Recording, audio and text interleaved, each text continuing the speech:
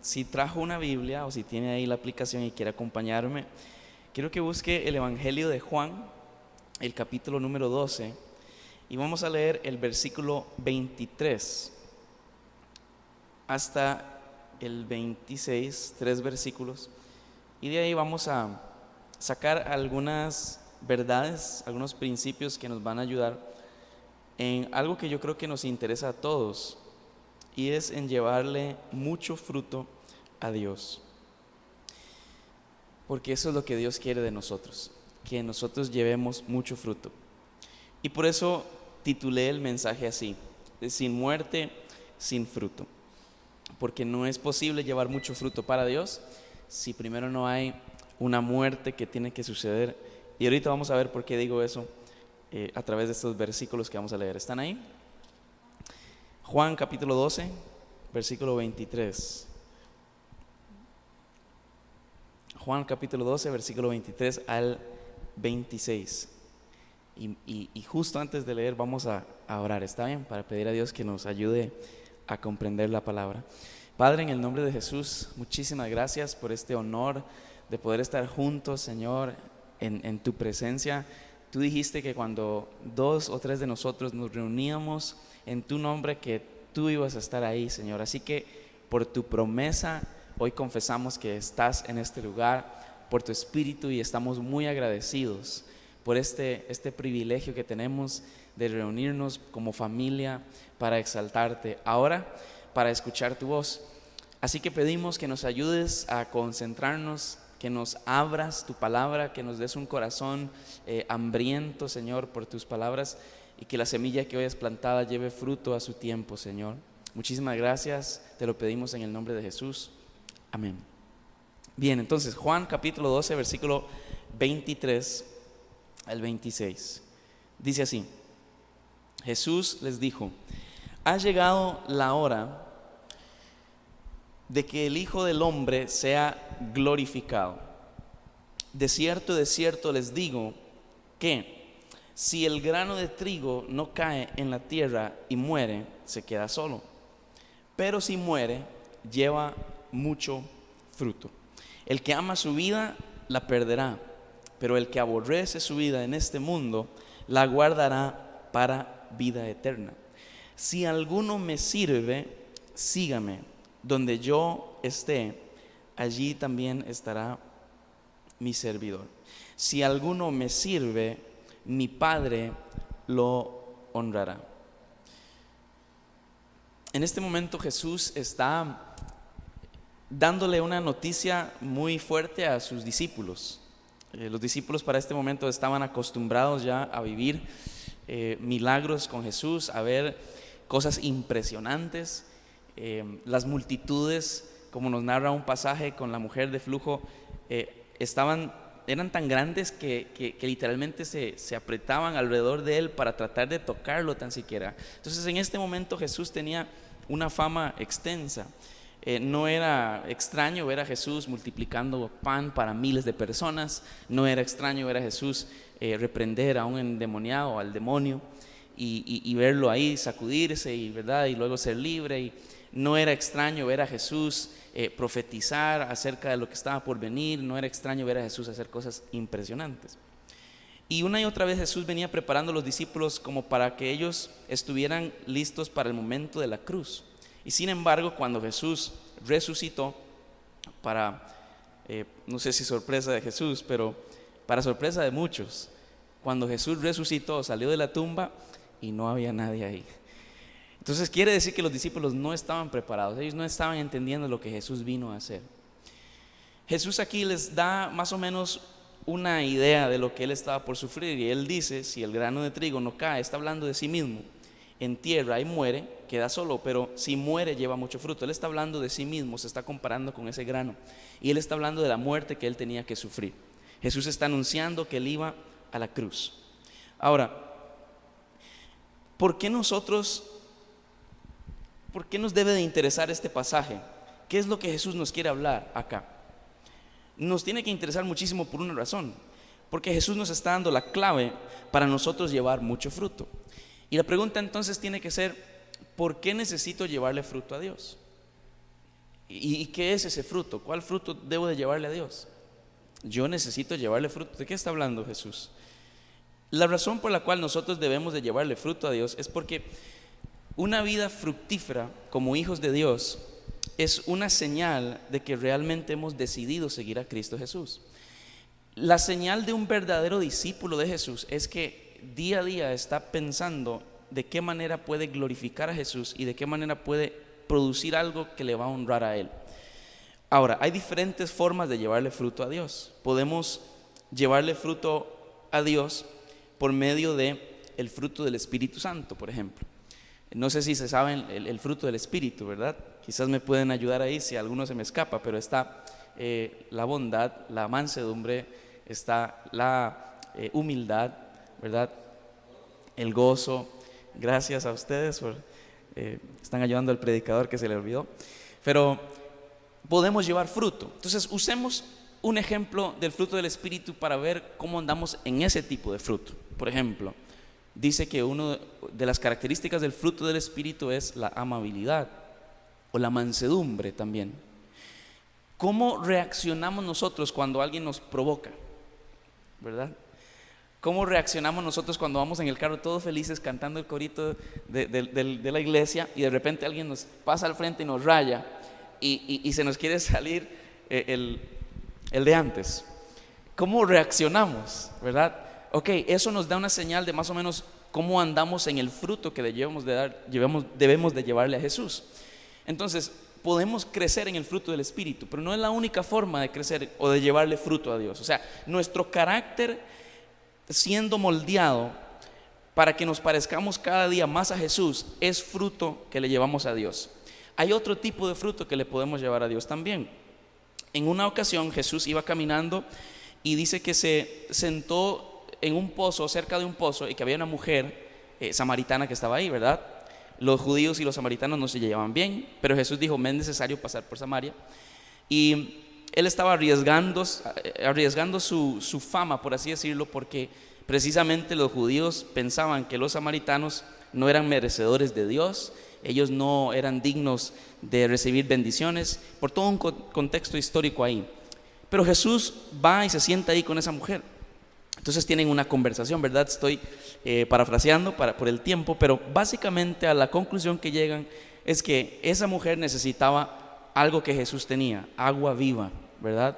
Entonces le hace una pregunta a Jesús a la mujer: ¿y tu esposo? Y ella le dice: no tengo esposo. Y yo: no, está en lo correcto, porque has tenido 5 y el que ahorita tiene no es. Y quizás hubiera ido para el 7º si Jesús no se topa con ella ahí. Lo impresionante de la historia es que esa mujer reconoce que Jesús es el Señor, el Salvador, y tiene un nuevo nacimiento, va a la ciudad y comienza a hablar de Cristo, y sacudió la ciudad. Un avivamiento se desató por la predicadora que ningún pastor hubiera puesto a predicar, la mujer con 5 hombres, ¿verdad? Y esa mujer fue y habló de Jesús, regresa al pueblo y dicen: sí es él, ya no creemos solo por la palabra de la mujer. Entonces regresan los discípulos, quizás andaban de shopping, comprando ahí algunas cosas para Jesús, traen el almuerzo y le dicen: Señor, tenemos la comidita para el día de hoy, ¿verdad? Y Jesús dice: no, es mi alimento, es hacer la voluntad de mi Padre. Entonces Jesús les dice: alcen los ojos y miren los campos que están listos para la cosecha. Jesús estaba diciendo que almas son fruto para Dios, y nosotros podemos llevarle fruto a Dios a través de ganando personas para Jesucristo. Yo no sé ustedes, pero yo no quiero irme solo para el cielo. Yo quiero llevar gente conmigo. Yo quiero ver gente en la presencia de Dios que en algún momento estuvieron en las tinieblas y que por una palabra que nosotros podemos hablar encuentran a Cristo y la salvación. Eso es fruto. Ahora, el fruto para Dios no es una cuestión opcional. O sea, a mí me ha pasado esto. Yo he estado en lugares en donde dicen: pasen al frente los servidores, ¿verdad? Entonces uno ve que pasa un montón de gente, pero hay otro grupo de personas que se quedan sentadas. La pregunta es: ¿y esos qué son? Porque no hay una separación entre ser un seguidor de Cristo y ser un servidor de Cristo. O sea, yo no puedo decir que soy seguidor sin ser servidor. Si yo soy un seguidor de Cristo, automáticamente ya soy un servidor. y como tal entonces debo de estar procurando, pensando, ¿estoy llevando fruto para Dios? El servicio que estoy haciendo lo estoy multiplicando, lo que Dios puso en mis manos, estoy extendiéndolo para que Dios siga siendo glorificado. Debe de haber un peso en nosotros continuo, no para que nuestras obras nos paguen la salvación, porque la salvación ya fue cancelada en la cruz. La sangre nos redimió, la sangre nos compró, somos amados. Siendo buenos servidores o servidores con un mal día, somos amados por Dios porque esa es la gracia. Él nos ama en nuestro mejor día, también en el peor día, su amor es suficiente. No estoy diciendo que llevar fruto nos asegura salvación, no. Lo que estoy diciendo es que si somos salvos, va a haber un deseo para glorificar a Dios llevándole fruto. Entonces Jesús dijo estas palabras en Juan capítulo 15, versículo 8. Muy importantes. En esto es glorificado mi Padre. Pregunta importante: ¿cuántos quieren glorificar a Dios? Yo quiero glorificar a Dios. Yo sé que usted también.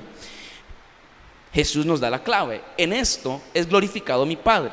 Juan 15, 8 dice: en que lleven mucho fruto. Entonces, ¿cómo glorificamos a Dios? Llevando mucho fruto. No dice fruto, dice mucho fruto.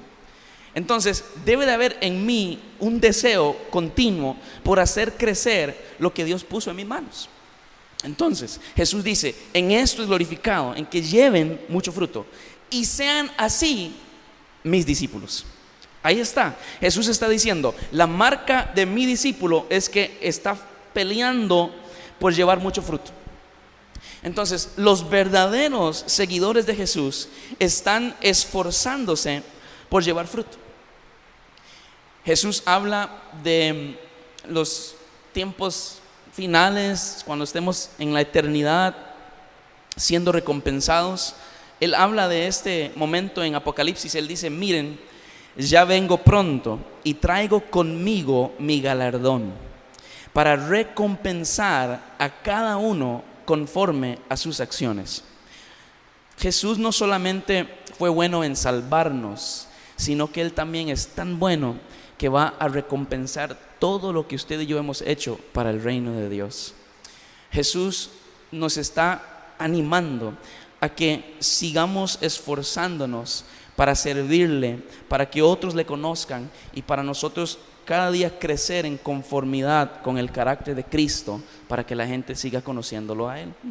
Entonces hay una recompensa. Hebreos 11:6 también dice que es imposible, sin fe es imposible agradar a Dios, ¿verdad? Porque el que se acerca a Dios debe de creer que Él existe y que es galardonador, es decir, el que recompensa. Ahora, yo no sé si ese versículo le causa cierta como intriga. Escúchelo de nuevo: porque sin fe es imposible, no se puede sin fe. Ahora, ¿y qué conlleva esa fe?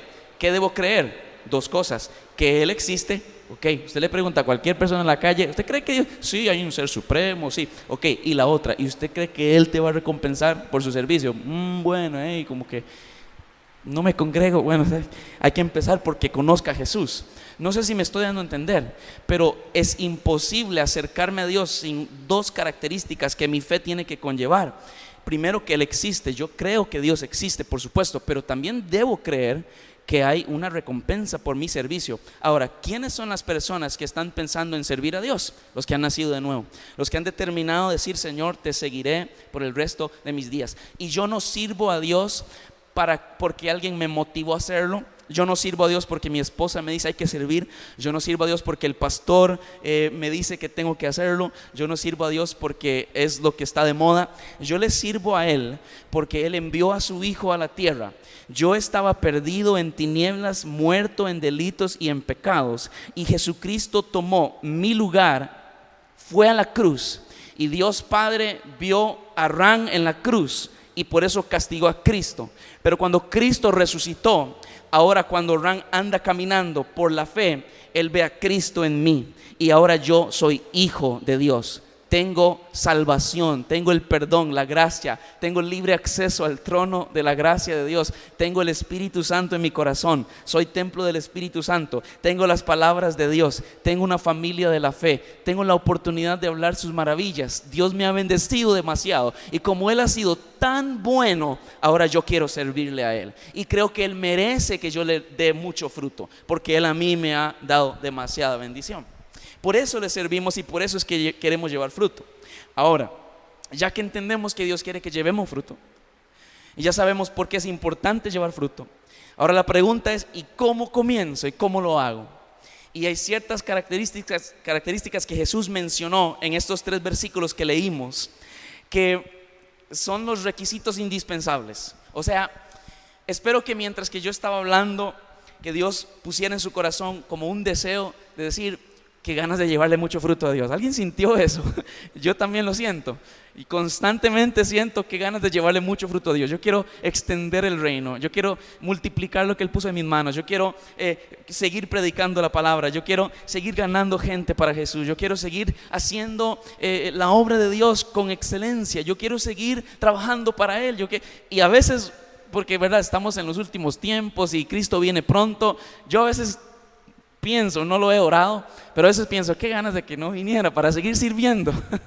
Aunque eso suena como controversial, pero a veces yo digo: qué ganas de tener 100 años más para poder seguir dándole más a Jesús. Pero bueno, Él es soberano y Él sabe lo que es mejor. Que venga Jesús pronto, porque el Espíritu y la novia dicen ven. Pero bueno, ustedes creo que me entienden. Necesitamos entonces, para llevar mucho fruto, aquí vamos con la primera característica, necesitamos, número 1, y esto no nos gusta mucho porque nuestro corazón es lo contrario a veces por esa naturaleza que se inclina al mal, necesitamos humillarnos. Si no nos humillamos, difícilmente vamos a llevar mucho fruto. Aquí es donde se complica un poco la situación, aquí es donde ya se empieza a filtrar y se empieza a ver quién es quién. Y también se ve por qué es que hay algunos que parece que sí llevan fruto y otros como que se quedan en un mismo estado por un largo tiempo. Parece como que no crecen en Dios. Es que este es un requisito. Ahora, Jesús dijo: si el grano de trigo no cae en la tierra, si el grano de trigo, Jesús está comparando con una semilla. Jesús básicamente está diciendo: yo me estoy poniendo como ejemplo. Si el grano de trigo no cae, no puede llevar fruto. Ahora, nosotros entendemos que Jesús no fue que cayó del cielo, Él fue enviado, pero es un simbolismo. Cuando la Biblia habla de caer, de hecho busqué una definición, significa mover algo o alguien desde arriba hacia abajo por la acción de su propio peso. Entonces, este simbolismo es muy bueno para nosotros comprender qué es lo que Jesús nos quiere hablar. Jesús dice la palabra que Él estaba en la posición más alta. Filipenses 2 dice algo así, que Él, estando en la condición de ser igual a Dios, no se aferró a eso como cosa, no lo sostuvo, como cosa a que aferrarse, sino que se despojó y se hizo hombre. Entonces Él estaba en la posición más alta y Él descendió y vino no solo a hacer milagros, Él vino y agarró a 12 hombres y hizo uno de los actos de mayor humildad que esta humanidad haya experimentado jamás. ¿Cuál? Agarró a 12 hombres, 12 pescadores. En esos tiempos, ¿verdad? No habían los burros high tech, no habían Nike, habían las chancletas de Moisés y de Noé, y en esas calles llenas de polvo, Jesús se agachó, tomó un poco de agua, se puso un paño y comenzó a lavarle los pies. Yo pregunto, ¿cómo estaban esos pies? Quizás olían a pescado, porque eran pescadores. Pero esa historia es linda, porque uno dice: uy, Jesús lavó los pies, y lavémonos los pies. Pero hay algunos detalles que se nos escapan, que hacen que esa historia pierda su valor.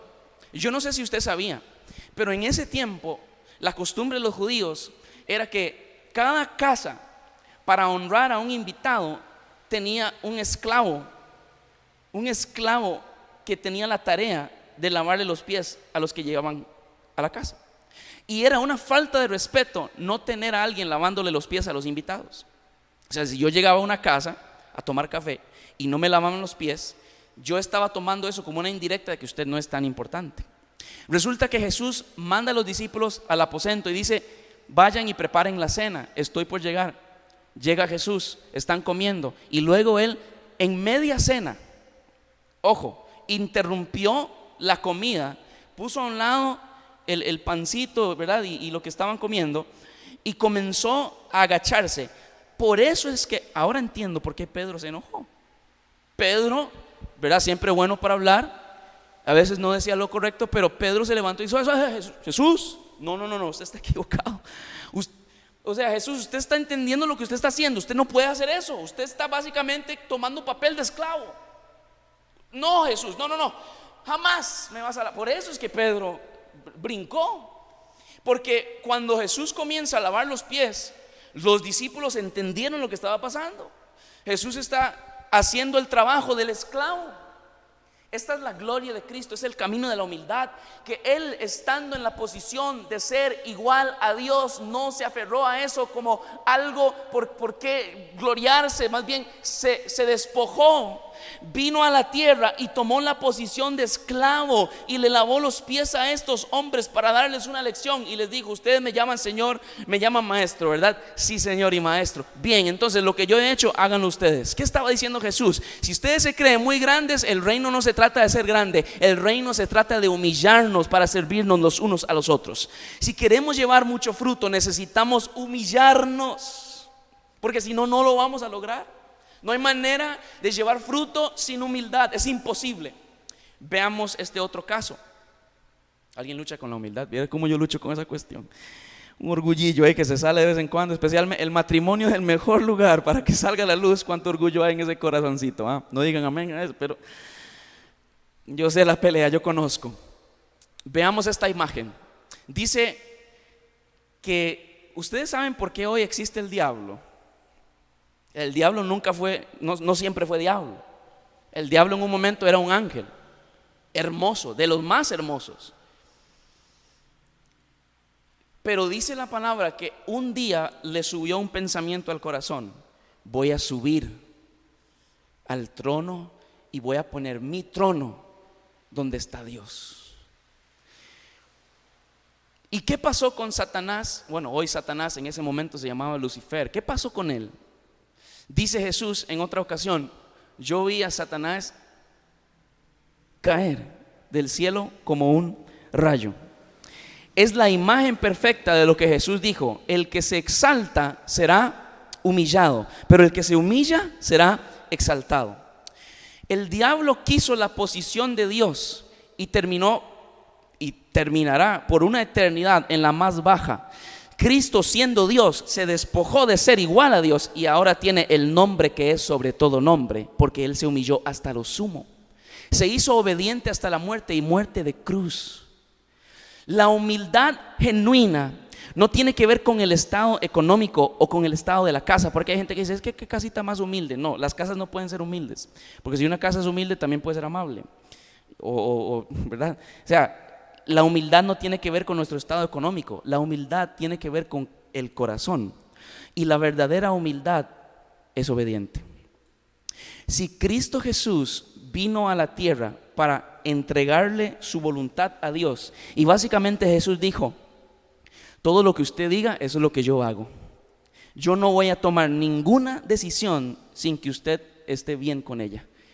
Estoy completamente rendido a tus palabras, Padre. Eso es humildad. Humildad es obediencia. Y de vez en cuando Dios pondrá personas en nuestros caminos que nos van a pedir ciertas instrucciones que no nos van a gustar, y eso sale, ahí saca la luz el orgullo o la humildad. Vieras, amigos, como yo anhelo crecer en humildad. Vieras como yo anhelo, y vieras cómo cuesta. Pero yo le digo a Dios: por favor, ayúdame, por favor. Yo entiendo que hacer milagros, que profetizar, que la unción, todo eso es lindo, pero vean, En aquel día muchos profetizaron, muchos hicieron milagros, echaron fuera demonios, pero Jesús les va a decir: yo a ustedes no los conozco, porque la vida no se trata de la unción, la vida se trata del carácter de Cristo siendo formado en nuestros corazones. Lo que este mundo necesita hoy es una iglesia que se parezca a Jesucristo, que hable como Jesús, que ande como Jesús, que abrace como Jesús, que haga iglesia como Jesús. ¿Alguien quiere ser como Jesús? Yo quiero ser como Cristo. Ese es el llamado genuino de la iglesia que Dios tiene para nosotros. Yo quiero crecer en el carácter de Cristo. Yo quiero ser humilde. Moisés era usado de manera impresionante. Con un palito abrió un mar. O sea, es que eso es otro nivel. Pero es que hay una característica de Moisés: era el hombre más manso de toda la tierra. Otra forma de decir, era el hombre más humilde. O sea, Moisés, había un problema. ¿Qué era la primera reacción de Moisés? Se tiraba al piso postrado: Dios, por favor, ayúdame. Alguien llega y nos presenta un problema a nosotros, ¿qué? ¿Cómo fue? ¿Qué? ¿Verdad? Y sale ahí el apellido. En realidad decimos: me salió el apellido, se me subió el apellido. No, se le subió el orgullo. Y decimos que se nos sube el apellido para camuflar. Pero necesitamos crecer en humildad, de verdad que sí. Y es que el detalle es este: si el grano de trigo no cae, ese es el primer detalle. Si no cae, es que tiene que caer. Usted no puede tener una semilla en un lugar alto y que produzca nada. Es imposible. Usted no puede tener una semilla. Yo puedo colocar una semilla en una mesa y verla ahí, y qué linda semilla, pero de ahí no pasa. Jesús dijo: si no cae en tierra, queda sola, se queda ahí. El primer paso es que se tiene que bajar. Eso es lo que no nos gusta. A nosotros no nos gusta. A nosotros nos gusta que nos suban y que nos vean y que nos aplaudan y que nos tomen fotos y que digan: es que vea qué lindo que es él, y qué brillante, es un genio, vea qué dones, vea qué tal. Y a nosotros, por eso es que hay tanta gente que está deprimida, porque se construyen sus propios altares. Y el corazón del ser humano, Dios no lo creó para ser adorado, Dios lo creó para adorar. Y hay gente que está tan ensimismada que cayeron en la trampa de Lucifer hace muchos años, que él quiso adoración. Dios no nos creó para que nos exaltáramos y para que la gente nos adorara. Dios nos creó para que nos rebajáramos, para que le exaltáramos a Él por encima de todo, para que tengamos un corazón que diga: Jesús, sin ti nada puedo hacer, sin ti no soy nada. Y esa persona termina siendo exaltada porque se humilla, y es una ley de Dios. El que se humilla será exaltado. Ahora, ¿cuántas horas tengo, pastor? Tengo que humillarme y ser obediente. Entonces, pero hay otro detalle dentro de este tema de llevarle mucho fruto a Dios. Primero, humillarnos. Aquí no calzan los gritos de júbilo, porque cuando yo pido humildad, me está pidiendo algo que no es muy fácil. Porque yo tengo una forma, tengo una manera de pensar, y cuando usted viene y me dice su forma y su manera de pensar, hay un choque, porque yo pienso que la mía es mejor, pero Dios dice que tengo que rebajarme, y esa es la lucha que tenemos con humillarnos. La persona que se humilla es la persona que se rebaja y está dispuesta a decir: está bien, pongo abajo mis criterios, pongo abajo mis opiniones, pongo abajo mis ideas, y quiero hacerlo a la manera de Dios, que Él haga su voluntad en mi vida. Y Jesús es el ejemplo perfecto de esto, y somos llamados a seguirlo a Él. Él se humilló. Ahora, ¿qué necesitamos? ¿Y en qué necesitamos humillarnos? En nuestras posiciones. Se puede llegar a un punto en la vida en donde creemos que porque tenemos cierto nombre o cierto título ya no tenemos que hacer ciertas tareas, y nunca podemos llegar a un punto en la vida en donde nos consideramos como muy grandes para no hacer un trabajo que requiere de humildad. Hace poco a mí me pidieron un trabajo que, mientras me lo estaban pidiendo, sinceramente yo estaba pensando: yo no quiero hacer eso, yo no tengo ganas de hacer eso, y quizás yo no debería de hacer eso. Y sin embargo fui al altar y le dije: Dios, no tengo ganas de hacer eso, pero Señor, voy a ser obediente. Y fui y lo hice. Y ahí crecí en humildad, porque para que la humildad crezca es necesario hacer morir el orgullo. Y cuando matamos ese orgullo, entonces la humildad comienza a crecer. Seremos probados en el camino, pero no podemos tener el criterio de que una posición nos hace muy grandes o tener ya cierto nivel, de tal manera que ya no tengamos que hacer trabajos o servicio o atender personas que quizás no tienen el mismo título. Necesitamos humillarnos y despojarnos de nuestra posición. ¿Y quién es el modelo? Cristo. No hay mayor posición que ser Dios, que ser igual a Dios. O sea, hay gente que pelea porque el título, ¿verdad? Y me quitaron el lugar donde yo estaciono el carro y yo soy el jefe, ¿y cómo va a ser posible? Y mientras que alguien está peleando una silla o una posición de un carro, Jesús dijo: me suelto de ser igual a Dios y vino a la tierra a servir. Entonces sigamos sus pasos. Necesitamos humillarnos. Y también está la parte que, si eso es difícil, aquí se pone más complicado todavía.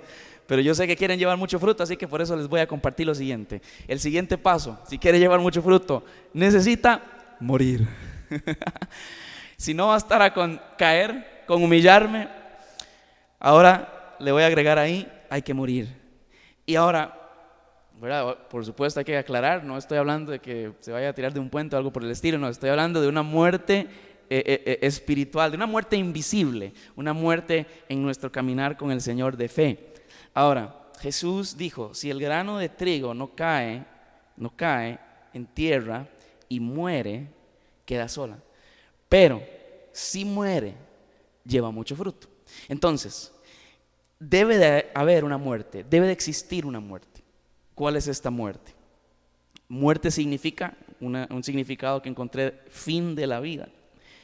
Cuando uno va, no sé si les ha tocado, recientemente por alguna razón Dios me ha dado la oportunidad de ir a despedir personas que fallecieron, ¿verdad? He estado en algunos funerales. Hace poco un tío falleció, tenía sus, creo que 62 años, y yo pude hablar con él puramente el día antes de que él falleciera. Y yo hablé con él y le decía que lo amaba, oré con él, y él ya estaba preparado, él en su corazón ya había creído, ya había arreglado su vida con Dios. Entonces está ese consuelo, ¿verdad?, de que algún día lo vamos a ver en la eternidad. Sin embargo, cuando estábamos en la iglesia y llegó todos los amigos y los conocidos y los familiares a estar ahí, me tocó dar algunas palabras. Y en esos momentos hay un versículo que dice que es mejor ir a la casa del luto que ir a la casa del banquete. En Eclesiastés 7:2 me parece. Es mejor ir a la casa del luto que ir a la casa del banquete. ¿Por qué? Porque este es el fin de todos los hombres. Y cuando estamos en la casa del luto, ponemos eso en nuestro corazón, de que ese es el fin de nosotros también. Hay algo que pasa cuando estamos en ese tipo de situaciones, cuando usted va y ve a una persona que está ahí, ¿verdad?, tendida, alguien que perdió la vida, que está ahí en un ataúd. Y es que cuando comenzamos bueno, yo no sé ustedes, hay gente que no le gusta, ¿verdad?, ir y ver. Yo no digo que me gusta, pero yo voy, cuando tengo la oportunidad, es un conocido, alguien que compartí, que de alguna manera lo conozco, yo voy y simplemente mirando comienzo como a reflexionar, a recordar los momentos y demás. Y esos momentos para mí me han servido mucho para entender esta verdad de esta muerte que debemos de experimentar para llevar mucho fruto.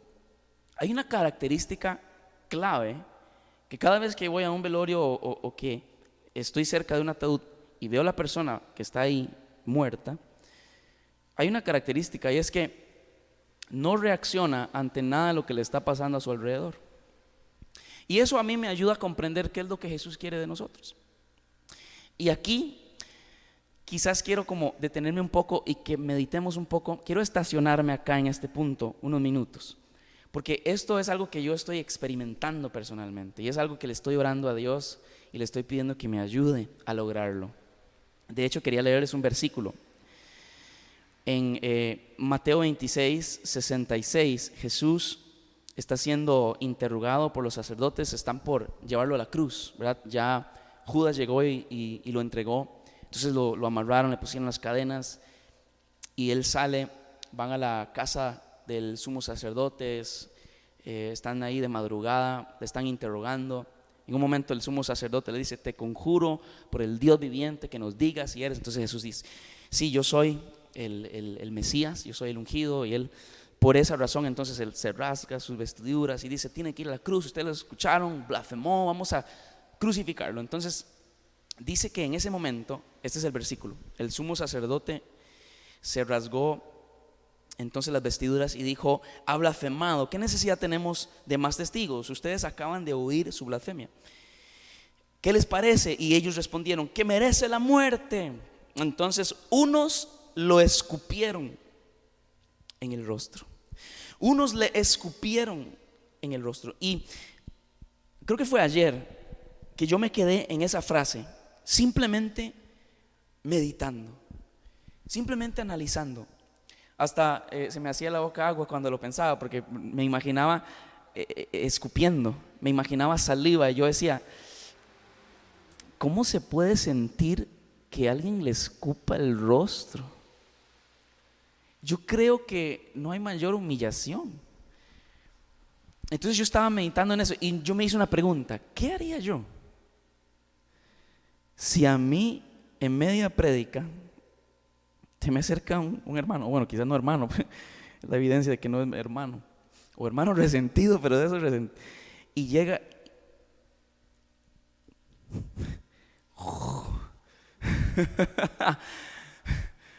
¿verdad? Y en la cara. ¿Qué haría usted en esa situación? Y esto es lo que yo le estaba como orando a Jesús. Es una oración atrevida y media quizás torpe de parte mía, pero yo le decía a Jesús: yo quiero llegar ahí. No que me escupan, sino al carácter de que si a mí me ofenden con la mayor ofensa, porque ¿sabe qué hizo Jesús? Esto es lo hermoso de Cristo. La hermosura de Jesús se ve aquí. ¿Qué hizo Jesús? Lo mismo que hacen los muertos en un ataúd.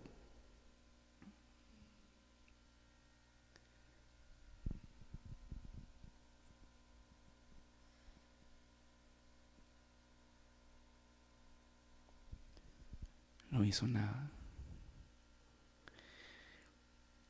Y usted puede acercarse a un ataúd y decir que usted no sirve para nada, oh pedazo de, y usted aquí, y ¿sabe qué? ¿Y qué va a hacer el muerto?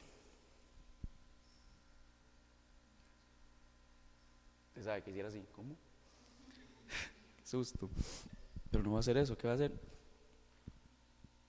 No va a reaccionar. O por otro lado, usted puede decir: usted es el mejor, usted es el más galán, usted es el más fresa, usted sabe que voy a morir. ¿Y qué va a hacer el muerto? Porque uno tiende como a pensar de que solo en lo negativo uno se deja llevar, pero también a veces dice la palabra que las alabanzas del hombre ponen a prueba el corazón. O sea, no solo seremos probados cuando nos critican y nos señalan, también seremos probados cuando nos dicen: usted es el mejor, usted es el mejor, nadie como usted, nadie como usted. Seremos probados ahí también. Pero es que si el grano de trigo no cae en tierra y muere, por encima de las manifestaciones de lo que la Biblia muestra, yo quiero esto. Por encima de yo poder orar por enfermos y que sean sanados, cosa que no digo que está mal, y lo anhelo y lo deseo, he orado por un montón de gente, no se han sanado todavía, pero estamos orando todavía, oren por mí. Por encima de que si alguien se levante de una silla de ruedas, yo quiero parecerme a Jesús. Por encima de hacer, por encima del bosquejo lindo, por encima de mi nombre siendo reconocido, por encima de cualquier manifestación, por encima de sentir, por encima de las experiencias, por encima de las consecuencias del evangelio, por encima de todo eso, yo quiero parecerme a Jesús. Quiero ser como Él. Quiero ser como Él. Porque si soy como Él, voy a amar a mi esposa como ella merece. Porque si soy como Cristo, seré un predicador fiel. Porque si soy como Cristo, manejaré bien las finanzas. Porque si soy como Cristo, seré un buen empleado. Porque si soy como Cristo, tendré amor genuino por las ovejas. Porque si soy como Cristo, todo va a estar bien. Alguien me preguntó: Ran, ¿cómo hacemos para descubrir el propósito de Dios? Yo le dije: no se preocupe por el propósito, preocúpese por parecerse a Cristo, y en el camino Él le va a revelar cuál es su propósito. Porque si usted llega a la cima sin carácter de Cristo, cuando esté en la cima usted va a caer sin el propósito y sin el carácter. Pero cuando usted crece en el carácter de Cristo y usted es fiel en lo poco y usted camina y Dios le entrega, y usted multiplica y usted camina y Dios le entrega, entonces no se va a preocupar por cuando le dé mucho, porque usted tiene un carácter fundamentado con sus raíces en la palabra y un deseo ardiente de parecerse a Jesús. Usted será inconmovible como Él. Usted y yo somos llamados a vencer la carne, el mundo, el diablo y lo que esta cultura nos lance, porque hay un poder que está por encima de los poderes de esta tierra y se llama el poder del Espíritu Santo de Dios, y ese poder nos da la capacidad a nosotros para hacer morir el viejo hombre, para que crezcamos en conformidad con la imagen del Hijo de Dios. Ese es el propósito de Dios para nosotros. Yo quiero parecerme a Él. Sin muerte no hay fruto. Si el grano de trigo no cae en la tierra y muere, se queda solo. La razón por la cual la gente que se congrega y no lleva fruto y viven así, y pasa el tiempo hasta que llega la amargura y de repente no los vimos más, es porque no han sido filtrados por la humildad y no han muerto al yo para decir: ya no vivo yo, sino que ahora Cristo vive en mí, estoy crucificado con Él, quiero vivir para Él. Y lo que Él dice, eso es. Meditando en esto, recordé una frase que dijimos, estábamos haciendo un estudio de Biblia, y entonces yo dije algo, yo pensé, tengo que anotar eso, y fue: toda parte de la palabra de Dios, toda palabra de Dios que no obedecemos es aquella en la que nos consideramos más sabios que Dios. Ahí es donde se ve la humildad versus el orgullo y la muerte al yo. En que cuando yo veo algo de la Biblia que a mí no me parece, que no trae alegría a mi corazón, aquí está la cuestión: si va a prevalecer mi ego que dice no me gusta eso, voy a hacerlo a mi manera, entonces no hay fruto. Pero cuando hay un corazón que dice: Señor, yo no lo entiendo y no tampoco necesito explicación, yo nada más confío de que si usted lo dijo es bueno para mí y lo voy a hacer, y ese corazón es el que se pone en posición para comenzar a llevar fruto. Yo quiero llevar fruto para Dios. Quiero que mi vida sea como cantábamos ahora, quiero que mi vida sea adoración para Él. Yo quiero que Él se alegre con mi trabajo, con lo que hago para Él. Las semillas se pueden quedar dormidas, pero solo cierto tiempo. Si una semilla no se siembra, puede pasar años y esa semilla sigue estando activa, dormida. Pero si llega a un punto en donde ya, si no se siembra y si no muere, entonces ya no lleva fruto. Entonces que ese tiempo no nos llegue a nosotros. Decidamos morir hoy. Qué linda palabra, ¿verdad? Decidamos hoy decir: Señor, ya no quiero vivir yo. Ahora tome usted las riendas, tome usted el control. Yo quiero hacer tu voluntad. Debemos de morir, y dentro de esta muerte va a pasar algunas cualidades, y se las digo para que usted se prepare, porque si yo pregunto cuántos quieren morir, eso suena como raro, pero entendiendo este mensaje, queremos morir al yo, queremos morir al ego, porque queremos llevar fruto. Y uno puede decir: sí, yo quiero morir, sí, pues está bien, vamos con todo a la muerte del yo. Pero la cuestión es que cuando estamos en ese proceso de muerte, pasan ciertas cosas que si no las tenemos presente, quizás nos desanimamos. Por ejemplo, cuando usted entierra una semilla, tiene que primero hacer un huequito, ¿verdad? Pone la semilla y la tapa. Pregunta: ¿cuántas semillas amigas tendrá esa semillita ahí? Si la siembra sola, ahí está solita, y tras de eso está enterrada. Eso habla de que habrán momentos en nuestro proceso de morir al yo en donde Dios nos va a separar de las multitudes y de los montones, porque va a tratar ciertas cosas en nuestros corazones que estando con ciertas personas no vamos a poder tratarlas. Entonces hay momentos en el proceso de morir al yo en donde Dios dice: estos amigos por un tiempo vamos a apartarlos, ahora tú y yo vamos a charlar, vamos a hablar de este tema, voy a meterlo en ciertos procesos, voy a ponerle ciertas aflicciones, pero después de esto va a comenzar a crecer el fruto de la paz, el fruto de una pasión por las almas, el fruto de ser amable, el fruto de la fe, de confiar en Él. Es que sin que esa semilla caiga y muera, sin que quede por un tiempo determinado sola, no puede comenzar a germinar. Ahora, también, cuando esa semilla está bajo tierra, no solo queda sola, sino que también hay un momento donde se rompe la semilla. Porque para que el fruto comience a nacer, perdonen los términos, ¿verdad? No los conozco muy bien, pero el cascaroncito, queda el puro cascaroncito. Sí, el cascarón, la semilla se rompe, ¿verdad? Gozamos aquí en casa. Bueno, entonces el cascarón se rompe y entonces empieza a germinar, ¿verdad? Empieza a salir el fruto de gozo aquí. Se rompe la semilla y eso tiene que ver con la incomodidad. No, es imposible crecer sin dolor.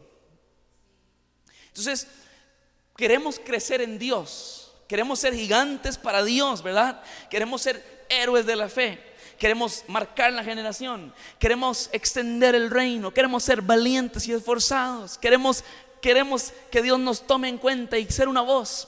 Está bien, sufra, porque no se puede crecer sin el sufrimiento. Algo se tiene que romper. ¿Alguno va al gimnasio? No, está bien. Mejor cambiemos el ejemplo. Pero yo he salido a correr de vez en cuando. Tengo rachas ahí, ¿verdad? A veces duro un mes. Pero los primeros días, yo recuerdo cuando iba ahí al poli con mi esposa a correr, Fer y yo estábamos ahí, el primer día, eso era, yo decía, ¿qué estoy haciendo aquí? ¿Por qué? O sea, yo pensaba corriendo y tras de eso lloviendo. Pero, ¿qué me está pasando por la cabeza? ¿Por qué estoy aquí? ¿En qué me metí? Pero mientras estaba corriendo, decía, no, tengo que tener carácter, ¿verdad? Y necesito mejorar mi salud y todo eso. El segundo día ya no era tan complicado, ya ahora como que lo disfrutaba. La segunda vez me amarré los cordones, mínimo. Después la tercera ya lo estaba disfrutando. Y más bien ya la cuarta, ¿qué? ¿A qué horas vamos a ir? Vámonos, hay que comprar tenis. Y ya estábamos pensando en cómo mejorar. Los primeros días lo que estaba pasando es que se estaban rompiendo músculos que hace un milenio no se usaban. Yo pasé muchos años sentado no haciendo nada. Cuando se rompen los músculos, esa es la incomodidad que no nos gusta. Pero el proceso de ese rompimiento va a producir más fuerza y eso produce crecimiento. Es imposible que el músculo crezca si no se rompe. De hecho, el músculo que crece es porque se rompió. Entonces, ¿qué estoy diciendo? Si queremos llevar mucho fruto, preparémonos para sufrir. Van a haber días donde usted no tiene nada de ganas de servir a Dios. Ahí se va a ver si está ese deseo de llevarle fruto a Él. Porque vieras que hay días en donde uno realmente, si no es porque Dios es muy bueno y le da a uno la fuerza, uno quisiera quedarse en la casa tomando café. Pero gracias a Dios que habemos algunos que entendemos principios y que no basamos nuestra lealtad a Cristo en lo que hemos sentido una vez, sino en una realidad, en una convicción, en una revelación. Y ahora somos fieles a Él porque entendemos lo que Él pagó por nosotros y Él nos dio el modelo a seguir. Y si Él lo hizo, ¿quién soy yo para no hacerlo? Y quiero hacer lo que Él hizo por mí. Quiero rendirle mi corazón, quiero servirle. Va a doler, sí, pero es imposible llevar fruto sin sufrir. Queremos seguir a Jesús y queremos llevarle mucho fruto. Y cuando hablamos de Jesús, las personas tienden a como tener sus diferentes posiciones. Algunos toman a Jesús como muy tierno, solo amor, estilo hippie, ¿verdad? Pero la realidad es que Jesús no era un hippie. Jesús no era solamente un corderito, Él también era un león. Y nosotros tenemos que llegar a una conclusión en nuestras vidas. ¿A quién quiero seguir? ¿Al verdadero Rey de Reyes y Señor de Señores o al que la cultura dice que hay que seguir? Porque si queremos seguir a Cristo, recuerde, Cristo fue traicionado, Cristo fue menospreciado, Cristo fue humillado, Cristo fue golpeado, a Cristo le escupieron la cara, Cristo fue abandonado y Cristo fue criticado. Esta es la gran pregunta. ¿Está dispuesto usted a caminar por estas sendas que Jesús atravesó? Yo quiero parecerme a Cristo, pero para parecerme a Cristo tendré que pasar lo que Él pasó. Quizás no a la medida del Rey, pero de alguna manera tendré que atravesar esos caminos. Yo necesito tomar una decisión. ¿Voy a disponerme a seguir a este Cristo o voy a disponerme a seguir a un Jesús que solamente tira flores y dice que todo va a estar bien? Si no morimos al yo, no vamos a llevar fruto. Seguir a Jesús no es para cobardes, es para valientes. Estamos dispuestos a seguirlo a Él, aunque implique sufrimiento. Pablo dijo, y con esto termino, Gálatas 2:20, pero con Cristo estoy juntamente crucificado y ya no vivo, ya no vivo, ya no estoy vivo, dijo Pablo. Ya no vivo yo, sino que Cristo vive en mí. Ese es el cristianismo genuino, que caminemos día a día esforzándonos por parecernos al Señor. Por supuesto que vamos a fallar en el intento. Por supuesto que van a haber momentos de debilidad, van a haber momentos donde no queremos, van a haber momentos donde sentimos que no somos los escogidos, que no somos los indicados, que quizás Dios se equivocó. Pero en esos momentos de debilidad y en esos momentos de torpeza es cuando la fidelidad de Dios, la fidelidad del Padre Eterno extiende su brazo fuerte, nos levanta y como un entrenador que nunca se cansa, dice: inténtelo otra vez. Vamos, usted sí puede, inténtelo otra vez. Y vendrá la prueba. Dios nunca bota exámenes. Si salimos desaprobados, simplemente lo pone en alguna otra estación de la vida, pero tarde o temprano Dios va a recibir la recompensa por su sacrificio, que son hijos que se parecen a Cristo. Y yo quiero atravesar eso, yo quiero ser ese hijo, yo quiero honrarle a Él, comparecerme a Cristo. Eso es lo que traía para ustedes. Espero que haya sido de bendición. Me gustaría orar por ustedes. Me gustaría pedirle a Dios que nos ayude en este camino, que nos ayude a pelear por esto, a realmente vivirlo, esforzarnos. A veces saca lágrimas, pero es el mejor camino, porque al final, en la eternidad, seremos recompensados por caminar este camino. Y aquellos que escogieron el camino de los placeres serán sorprendidos cuando vean que la tierra no lo era todo. Estar aquí en este momento es el mayor privilegio que podemos tener. Estar aquí congregados, reunidos en la presencia de Dios, es el mayor privilegio que tenemos. Y aunque no lo sintamos humanamente, es la realidad, esa es la verdad. Así que oremos y demos gracias, y yo quiero orar por ustedes, por los pastores, por la casa. Padre, en el nombre de Cristo Jesús, muchísimas gracias por esta oportunidad, Dios, de poder estar aquí, de escuchar tus palabras, Señor. Nosotros queremos parecernos a ti, pero Dios, sin tu ayuda será imposible. Sí, Señor, por eso es que te pedimos que nos ayudes. Padre, ¿cuál es esa área en la que yo necesito morir? ¿Cuál es esa área en la que necesito humillarme? ¿Qué es eso que hoy debo de dejar aquí, Dios, a tus pies? ¿Qué es eso de lo cual debo de despojarme? ¿Qué es eso, Señor, que desde hace tiempo me estás pidiendo? ¿Alguna forma de pensar, alguna idea? Dios, algún argumento que quizás está frenando que crezca en alguna área de la vida. Dios, ayúdanos a verlo y danos el poder y la fuerza para vencer y comenzar a tomar decisiones para parecernos a ti. Dios, quiero orar por el pastor Joseph, por la pastora Carla, por Sophie, Señor, por esta familia tan hermosa, también por los que estamos, Dios, nuestros amigos de esta casa, cada uno de ellos, y quizás alguno que no estuvo por alguna razón. Dios, yo oro para que tú les bendigas. Bendice la obra de sus manos. Dales gracias, Señor, ante ti y ante las personas con las que ellos van a toparse. Padre, yo oro para que tú pongas en sus manos más, que les des más, Dios, más recursos para que puedan seguir extendiendo tu reino. Dios, mira a sus corazones, trae recompensa, Dios, como lo has prometido.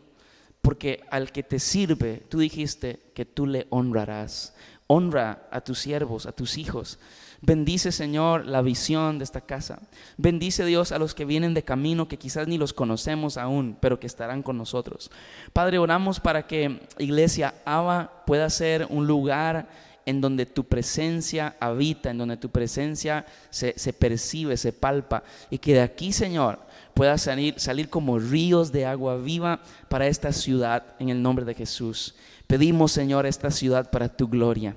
Señor, creemos que estás haciendo algo en lo invisible, que será fuerte, que será grande, Señor, y que vamos a disfrutar de esa cosecha y de ese fruto a través de Iglesia Abba, Señor. En el nombre de Cristo Jesús oramos y creemos que así será. Y te damos muchas gracias por tu presencia en el nombre de Cristo Jesús. Amén y amén.